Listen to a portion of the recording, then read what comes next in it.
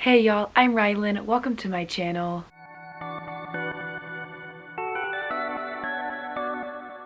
I am here today to talk about my March book haul and budgeting statistics. This is a new thing that I've started doing in 2023, and so far we have stuck with it. It was a very close call in February, going over my budget, but I didn't do it in March. I was also safe by like $8, but I spent way less in March than I did in February, and everything is working out. I didn't unhaul as much in March, but I also didn't spend as much, so the balance was still there. I still spent less than $150, which is my book budgeting max. That is the max number of dollars that I can spend every month on books, but unhauling books goes back into that budget. So this month I spent more than $150 before my unhaul factored into that, but I unhauled like $90 worth of books, so that like went back into that fund and I ended up spending less than $150. So I'll take it as always, hoping that April is an even better month spending wise. I think I have finally gotten to the point I want to say where like I want to start reading digitally and mostly saving my bookshelf space for special editions and romances and other books that I have fallen in love with and want to keep physically. But other than that, I want to focus on digital reading on my Kindle, on my phone, wherever I'm reading. So I didn't haul nearly as many books in March as I did in February. I will go ahead and tag my February budget and book haul above, as well as my January one, and I'll have them both in the description down below if you would like to check them out. So without further ado, let's go ahead and talk about the money that I spent and unhauled in March. So in March, I had a $150 spending max. I ended up spending $230.52 before my unhauls factored into that. I ended up making $87.77 from unhauling my books in March, which means that my total spend in March was $142.75. So again, I'm very close to that $150 max, but I do think that this month was so much better spending wise. In February, I had spent $400 before my unhaul factored into that, so March was much better spending wise. I didn't unhaul as many books, I didn't sell as many on my Pingo or on Facebook, but I didn't spend as much either. So it all worked out again in the end as well. So going first as per usual through the subscriptions that I have and talking about those first, because I do have a couple of subscriptions that automatically renew every month or every other month. I have my Dark and Quirky subscription, which renews twice a month for $43.70 total. I have my Kindle Unlimited subscription, which renews for $10.66. My Audible renews for $15.96. And then everything else for March was purchased as a one-time purchase. I've got my books right here, but I did also get 3 Audible credits for $38.30. which was nice. I still have one of those credits left that I haven't used yet, and I've really enjoyed audiobooks recently. That's basically the only way that I've been reading. So very much taking advantage of that little bundle that they do with 3 credits for like less than buying them individually. Those are the subscriptions that I have / the non-physical things. I should hopefully be getting my first Dark and Quirky subscription box, not this week, but next week. Kindle Unlimited, again, is just digital, Audible, digital, but everything else on this list I have physically right here. So let's go ahead and dive into them. Again, it was very much a romance month. I think that's how February and January have both been as well, but yeah, I cannot complain. I'm in my romance era and I don't plan on leaving it anytime soon. So first thing I got was a little half price haul that I spent $9.33 on total. I got Four Nights with the Duke by Eloisa James, Home for the Holidays by Joanna Lindsay, And then A Series of Unfortunate Events, The Austere Academy. Again, I got all of these books, or these 3 books, for $9.33 total. I also went to an author event at the local indie bookstore called Parnassus.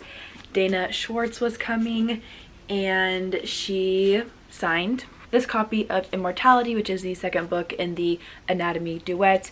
Haven't read the first book yet, but I mean, I got to see the author in person, so I had to buy the second book.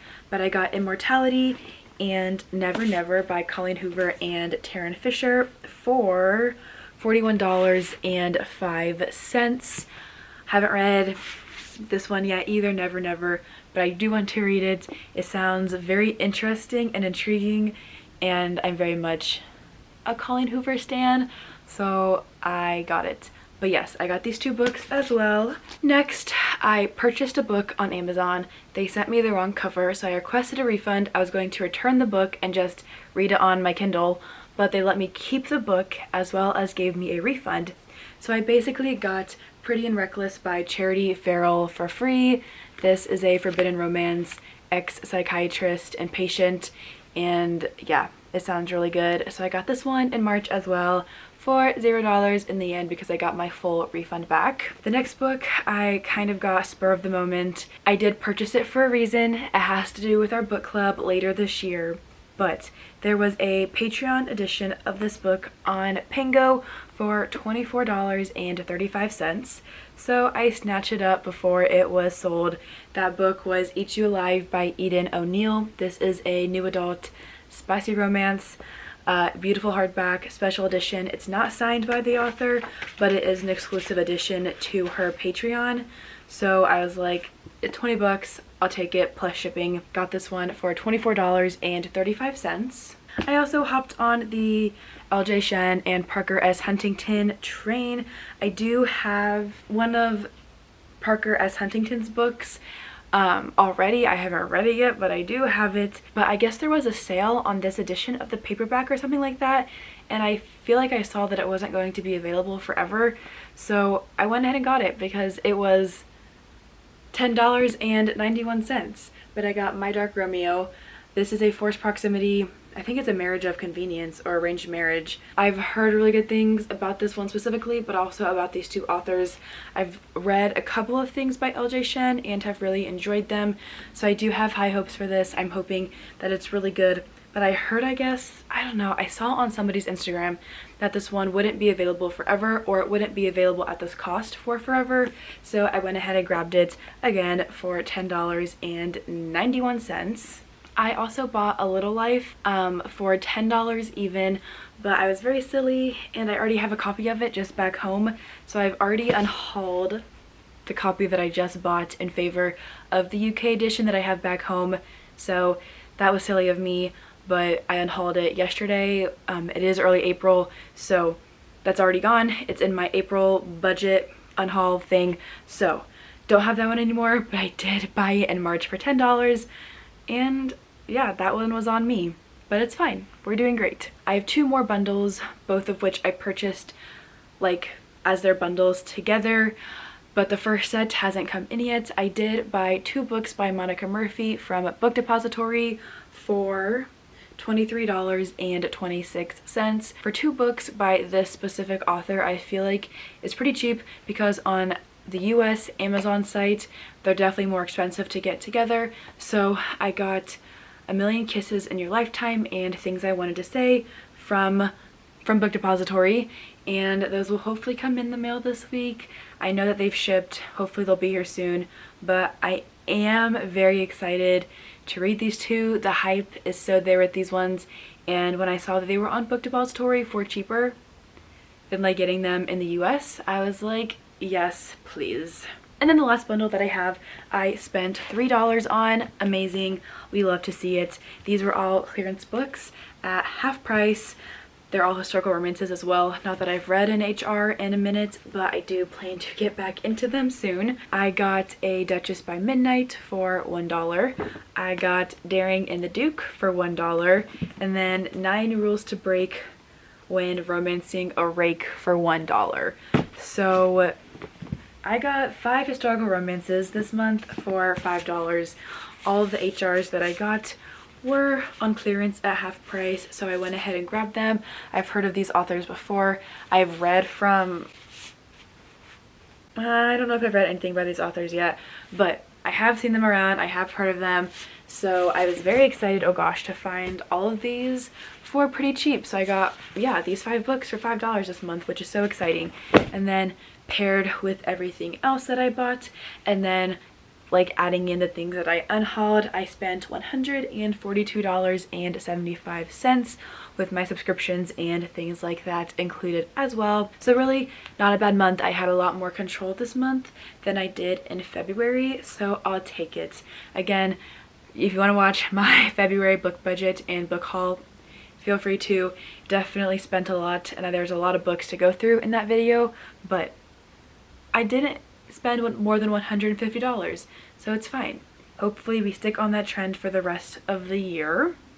But yes, that is my March book haul and budgeting statistics. Very proud of myself overall for how this month went. Hopefully April again is even better than March was. I feel like I'm on track for it to be better, although there is one special edition that's coming out, or that's going to be up for pre-order at the end of the month, that I'm going to try to snag. So there will be that big purchase, but I'm hoping that other than that, I am set on my book buying. But we'll see. So that is all that I have for today's video. If you've purchased any fun or exciting books recently, feel free to comment down below and let me know. If you haven't hauled some books, feel free to share those as well. I love all the stats. I love all the book hauling and unhauling, so feel free to let me know whatever you want about books and hauling and unhauling in the comments down below. Thank you all so much for watching, and I'll see y'all in the next video.